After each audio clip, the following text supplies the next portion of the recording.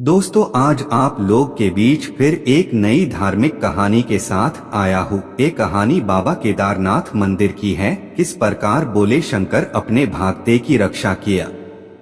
यह उस समय की बात है जब केदारनाथ आने जाने के लिए रास्ते आज के जमाने की तरह सुगम नहीं थे। उस समय केदार बद्रीनाथ पैदल जाना पड़ता था।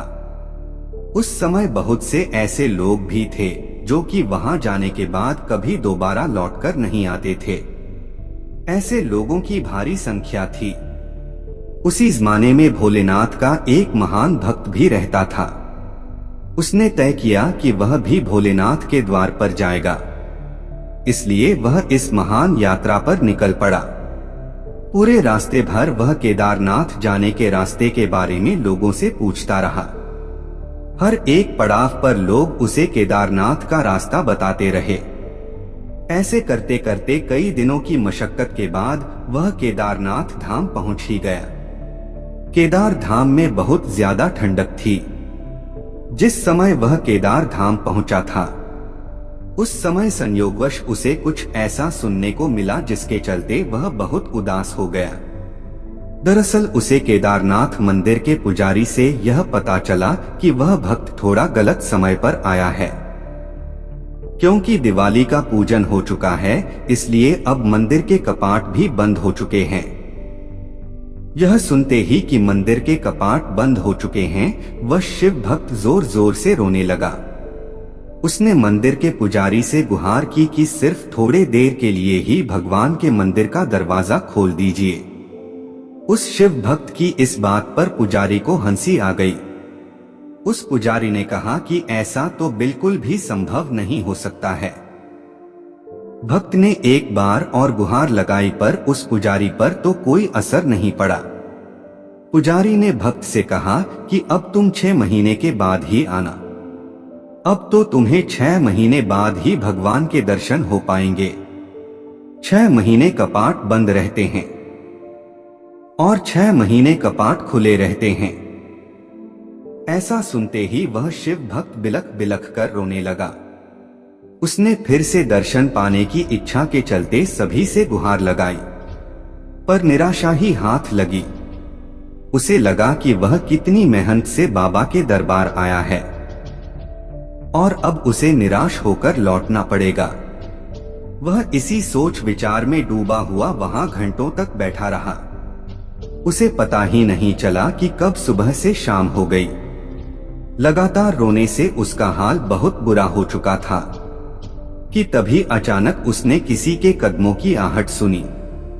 उसने नजरें उठाकर ऊपर देखा तो पाया कि एक सौम्य चेहरे वाला साधु उसके सामने खड़ा था।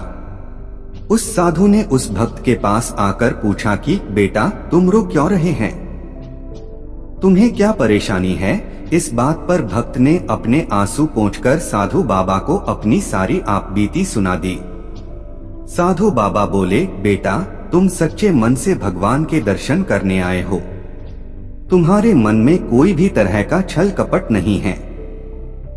मैं तुम्हें आश्वासन देता हूँ कि तुम्हें भोलेनाथ के दर्शन जरूर होंगे। तुम ईश्वर पर भरोसा रखो। साधु बाबा के मुख से ऐसे सकारात्मक शब्द सुनते ही वह एकदम से प्रसन्न हो उठा। खुशी के मारे उसको कब नींद आ गई उसे पता ही नहीं चला। जब उसकी आंख खुली तो उसने देखा कि सुबह हो चुकी थी।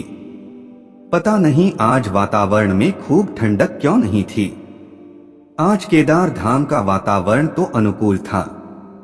उस शिव भक्त ने देखा कि मंदिर के कपाट खुलने जा रहे थे। वह हैरान रह गया कि यह सब कैसे हो गया। कि तभी मंदिर का पुजारी उसके पास आया और बोला, तुम तो सच में भोलेनाथ के परम भक्त हो। कहना पड़ेगा कि तुम 6 महीने बाद फिर से दर्शन करने आ गए। इस बात पर भक्त हैरानी में पड़ गया। उसने कहा, मैं तो कल ही आया था। फिर आप ऐसा क्यों कह रहे हैं कि मैं 6 महीने बाद आया?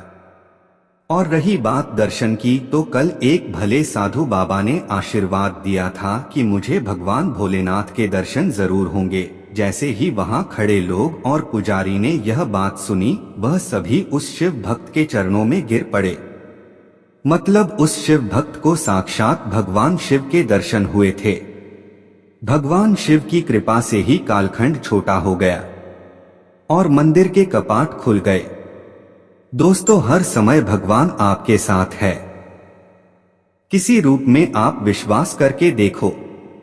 दोस्तों, आप लोग धार्मिक कहानी सुनना पसंद करते हैं तो हमारे चैनल को सब्सक्राइब करें और ऑल प्रेस करें ताकि अगले कहानी देखने के लिए सबसे पहले आप देख पाए। धन्यवाद।